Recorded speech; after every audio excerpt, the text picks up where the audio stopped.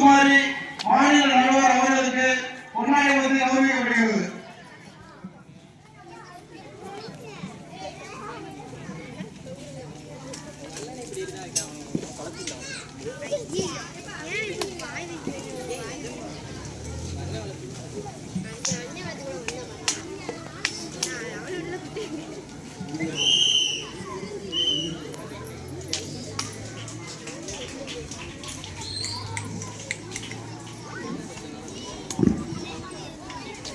பல நிகழ்ச்சிகள் மத்தியில் இந்த போட்டியை ஆர்வத்துடன் தொடங்கி வைக்க மற்றும் தலைமையாற்ற வந்த